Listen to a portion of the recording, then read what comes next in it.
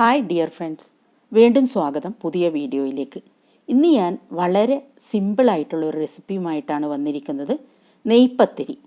ഇപ്പോൾ റമദാൻ മാസമായതുകൊണ്ട് എല്ലാ വീടുകളിലും യഥേഷ്ടം തയ്യാറാക്കുന്ന ഒരു വിഭവമാണിത്. ഇതിനു വേണ്ടിയിട്ട് ഞാനിവിടെ 1 ഗ്ലാസ് പുഴുങ്ങലരി, വെള്ള കളറുള്ള പുഴുങ്ങലരിയാണ്. ചുമന്ന കളറുള്ള പുഴുങ്ങലരി എടുക്കുന്നത് പത്തിരിയുടെ കളറ് മാറുന്നതിന് കാരണമാകും. അതുകൊണ്ട് വെളുത്ത കളറുള്ള പുഴുങ്ങലരി ഓവർനൈറ്റ്, രാത്രി മുഴുവൻ കുതിർത്ത് വെച്ചിരിക്കുന്നതാണ്. അത് വൃത്തിയായി കഴുകിയെടുത്ത് നമുക്കൊരു മിക്സിയുടെ ജാറിലേക്ക് ഇട്ട് കൊടുക്കാം. നല്ലവണ്ണം കഴുകിയെടുക്കണം. നേരിയ അരി എടുക്കുന്നതാണ് ഏറ്റവും കൂടുതൽ ഉത്തമം. പെട്ടെന്ന് അരഞ്ഞു കിട്ടാൻ നേരിയ അരിയാണ് കൂടുതൽ നല്ലത്. ഇതിലേക്ക് 1 കപ്പ് തേങ്ങ ചിരകിയത് ചേർത്ത് കൊടുത്തു.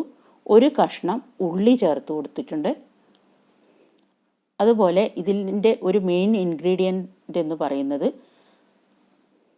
പെരിഞ്ജീരകമാണ്. 1 ടേബിൾ സ്പൂൺ പെരിഞ്ജീരകവും കൂടി ഇതിലേക്ക് ഇട്ട് കൊടുത്തിട്ടുണ്ട്.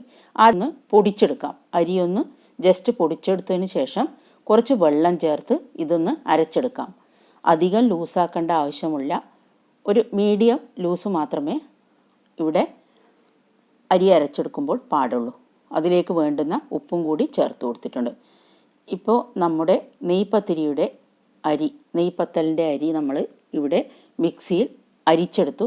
അധികം നൈസായിട്ട് അരിക്കണ്ട, കുറച്ച് തരിയോടുകൂടി മാത്രം അരച്ചെടുത്താൽ മതി.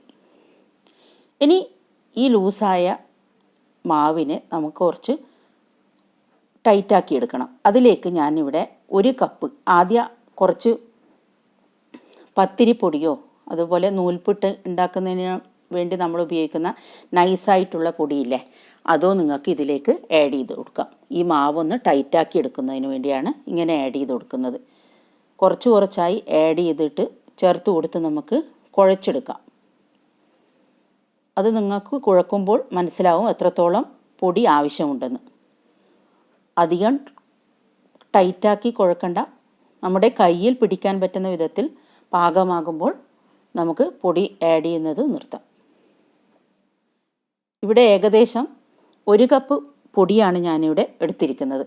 അത് നിങ്ങൾക്ക് തയ്യാറാക്കുമ്പോൾ മനസ്സിലാവും എത്രത്തോളം പൊടി ചേർക്കണം എന്നുള്ളത്. നിങ്ങളുടെ കയ്യിൽ ഏത് അരിപ്പൊടിയാണോ ഉള്ളത് അത് ചേർത്ത് കൊടുത്താൽ മതി. പക്ഷേ കുറച്ച് നൈസായിരിക്കണം.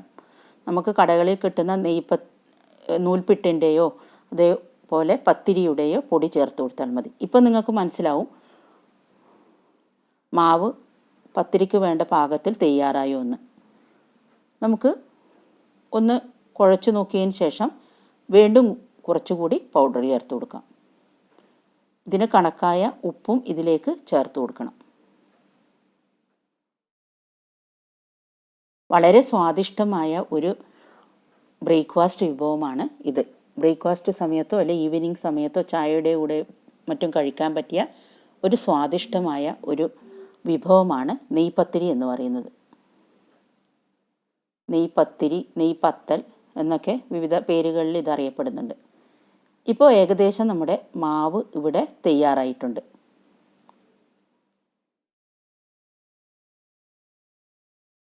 മാവിൻ്റെ തിക്നെസ്സിനനുസരിച്ച് പൊടി ചേർത്ത് കൊടുക്കാം.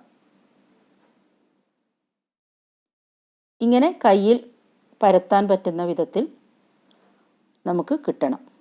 ഇതിനു വേണ്ടിയിട്ട് ഞാനിവിടെ ഒരു ബട്ടർ പേപ്പറാണ് ഉപയോഗിക്കുന്നത് ഇത് പരത്തിയെടുക്കാൻ വേണ്ടിയിട്ട്. നിങ്ങൾക്ക് പ്ലാസ്റ്റിക്കിൻ്റെ ഷീറ്റോ മറ്റോ ഇതിനു വേണ്ടിയിട്ട് ഉപയോഗിക്കാൻ. ഇവിടെ ഞാൻ ബട്ടർ പേപ്പറാണ് ഉപയോഗിക്കുന്നത്. അതിൻ്റെ മുകളിൽ കുറച്ച് എണ്ണ തടവി കൊടുത്തിട്ടുണ്ട്. കൈക്കും കുറച്ച് എണ്ണ തടവിയെടുത്ത് നമുക്കിതൊന്ന് പരത്തിയെടുക്കാം. ഓരോ ബോളുകളാക്കി മാറ്റി കൈവെള്ളയിൽ വെച്ച് നമുക്കൊന്ന് ആദ്യം പരത്തിയതിന് ശേഷം ഇത് ബട്ടർ പേപ്പറിൽ വെച്ച് നമുക്ക് കയ്യിൻ്റെ താഴെ ഉള്ള ഭാഗം വെച്ചൊന്ന് പരത്തിയെടുക്കാം. അധികം നേരിയതാവാൻ പാടില്ല. കുറച്ച് തിക്നെസ് ഉണ്ടാവേണ്ടതാണ് പത്തിരിക്ക്. എന്നാൽ മാത്രമേ അത് നല്ല പൊങ്ങി വരികയുള്ളൂ. പൂരിയുടെ അതേ രൂപത്തിൽ നമുക്ക് ഉണ്ടാക്കിയെടുക്കാൻ പറ്റും. ഇപ്പോൾ നിങ്ങൾക്ക് കണ്ടാൽ മനസ്സിലാവും പത്തിരി നല്ലതായിട്ട് പൊങ്ങി വന്നിട്ടുണ്ട്.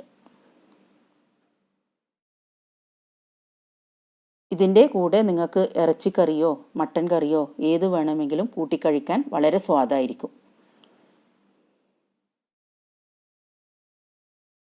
അധികം നേരിയതാവാൻ പാടില്ല, കുറച്ച് തിക്നെസ് ആവശ്യമാണ്.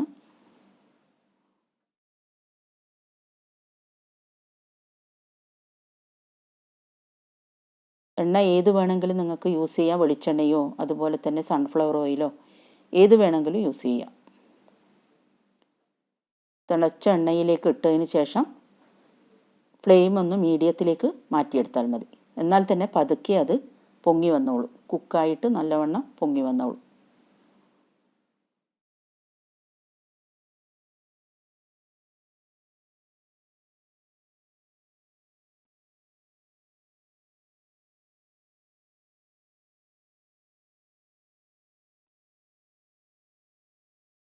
ഇപ്പോൾ നമ്മുടെ നെയ് പത്തൽ ഇവിടെ ഏകദേശം റെഡിയായിട്ടുണ്ട്, സെർവ് ചെയ്യാൻ റെഡിയായിട്ടുണ്ട്.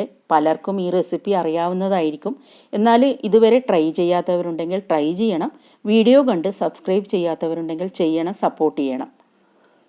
ലൈക്ക്, ഷെയർ ആൻഡ് സബ്സ്ക്രൈബ് ചെയ്യാൻ മറക്കരുത്. Thank you for watching.